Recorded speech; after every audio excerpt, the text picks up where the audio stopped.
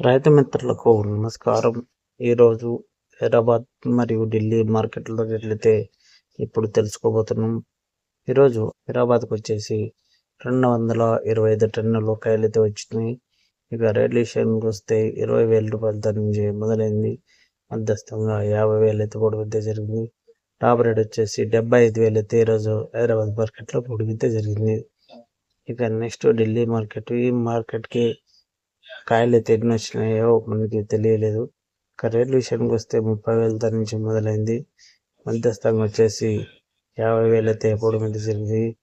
Top rate విషయానికి వస్తే ఈరోజు 92,000 పోవడం అయితే జరిగింది ఢిల్లీ మార్కెట్లో.